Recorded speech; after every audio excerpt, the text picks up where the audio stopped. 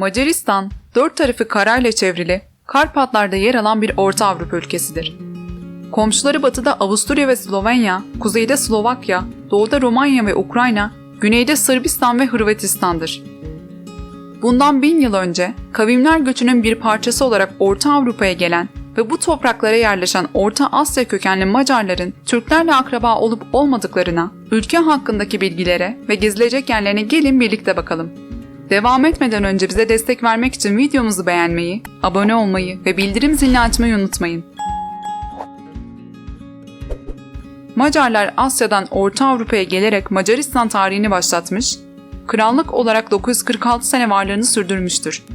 Osmanlı İmparatorluğu'nun daha ilk gelişme yıllarından başlayarak çok sık temaslarda bulunduğu ve 300 yıldan fazla mücadele ettiği Macarlar, 1541'den itibaren 150 yıldan fazla süren bir dönemde Türk hakimiyetinde kalmış, Türklerin Viyana bozgunundan sonra geri çekilmesiyle Avusturya boyunduruğuna düşmüşlerdir.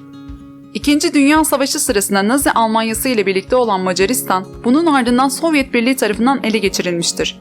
Doğu bloğunun yıkılmasının ardından 23 Ekim 1989 tarihinde yapılan anayasa değişikliği ile parlamenter cumhuriyet sıfatını elde etmiştir. Macarların Türklerle akraba olduğu savı eskiden beri var olan bir görüştür. Bu sava yönelik birçok bilgi ve çalışma mevcuttur. Macar boylarının Orta Avrupa'ya geldiği yıllarda bu kavmi yöneten ve daha sonra da ülkenin ilk kralı olan Arpad Hanedanı'ndan 3. Bela'nın kemik örneklerinden alınan DNA'lar, Macarların genlerinin Asya kökenli olduğunu ortaya koyuyordu. Aynı araştırma, 1000 yıl önce bu topraklara yerleşen ilk Macar boylarından bir grup insanın yeni bulunan mezarlarındaki kalıntılar üzerinde de yapıldı. İlk Macarlar Asya kökenliydi ve genleri %25 ve 30 oranında Asya Türklerinin genleriyle benzeşiyordu. Macarca, Fin-Ugor dil ailesine dahil olarak kabul ediliyor. Ama dil bilimciler arasında Türkçe'ye daha çok benzediği konusunda bir görüş birliği de var. Macarca da Türkçe gibi sondal eklemeli bir dil ve bu dilde bazılarını ekranda görebileceğiniz yaklaşık 350-400 civarında Türk asıllı kelime var. Macarların atalarının Hunlar olduğu savı da yüzyıllardır gelen bir diğer iddia. Macaristan'ın Avrupa Birliği'ne katıldığı ilk yıllarda kendilerini Hun olarak gören on binlerce Macar imza toplamış ve Hunları Avrupa Birliği'nde bir azınlık olarak kabul ettirmeye çalışmıştır. Ama bu savı destekleyecek kesin bir kanıt bulunmuyor. Macaristan'ın eski tarihi Batı Türklerinin, özellikle Bulgar ve Hazar Türklerinin tarihiyle paralel gitmiştir. Türklerin Macarlar üzerinde bıraktığı etkiler bugün dahi Macar kültürünün pek çok değişik alanında görülebilir. Günümüzde de Macar halkının belli bir kısmı Türklerle akraba olduklarını düşünüyor. Macar halkının birçok kültürü, adeti ve yemeği Türklere benziyor. Tabi bunda 150 yıllık Osmanlı geçmişinin etkisi de yer alıyor. Macaristan'ın başkenti Budapeşte'dir. Buda ve Peşte eskiden iki ayrı şehirdi. Tuna Nehri'nin ayırdığı bu iki şehir 17 Kasım 1873 yılında birleşerek tek bir şehir haline geldi. Batı alanında yer alan Buda, dağınık ve tarihi semtlerin yer aldığı bir bölgeyken, doğuda yer alan Peşte daha merkezi ve kalabalıktır. Macaristan'ın nüfusu 9.800.000 kişidir.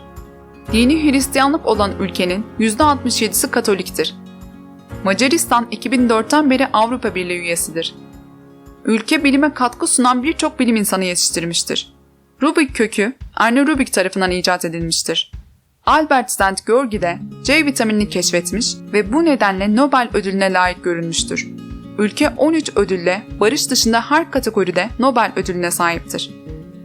Macarlar at sırtında Avrupa'ya geldiler ve bugün hala ovalarında at süren Macarları görebilirsiniz. Macar kültürünün bir parçası olan at binme, ülkede hala önemli bir yere sahip. Nüfusun okuryazarlık oranı %99'dur. Macaristan'da 40'tan fazla kırmızı biber çeşidi vardır. Bunlar arasında mutfakların vazgeçilmezi ve en bilineni paprika biberidir. Palinka, ülkenin geleneksel alkollü meyve içkisidir.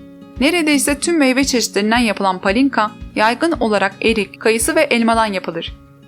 9. yüzyılda Macar çobanların yediği bir haşlama yemeği olan gulaş çorbası, Macaristan'ın en meşhur ve geleneksel yemeğidir.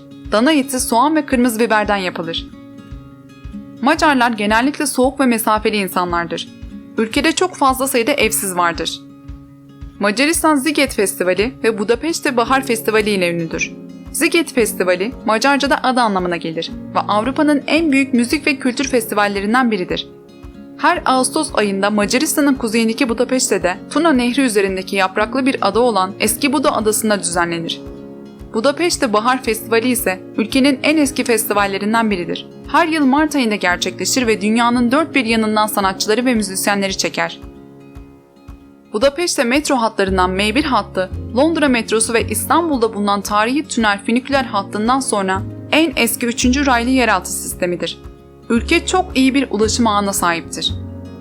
Para birimi Macar forinti olan ülke, Euro'ya geçiş için gerekli hazırlıkları da sürdürmektedir. 1 Euro 351 Macar forinti iken, 1 Türk lirası da 33 Macar forintidir.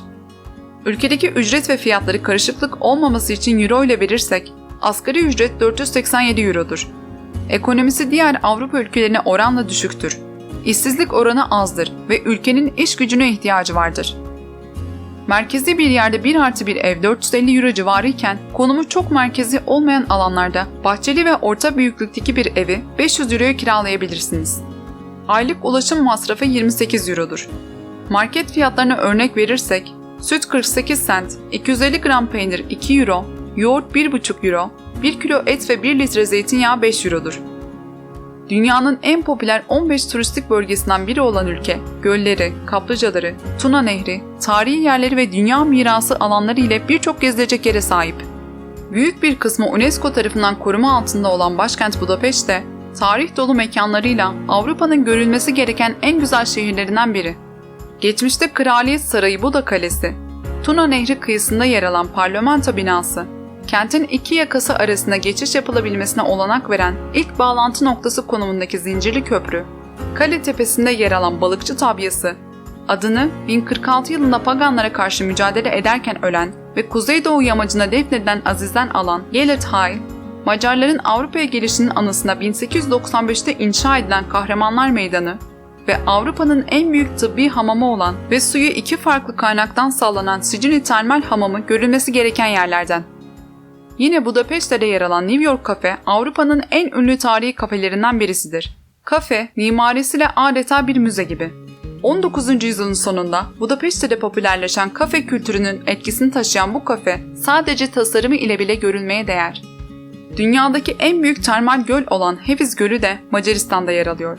Oldukça hızlı bir şekilde akması nedeniyle göldeki suyun hemen her gün yenilendiği düşünülmekte.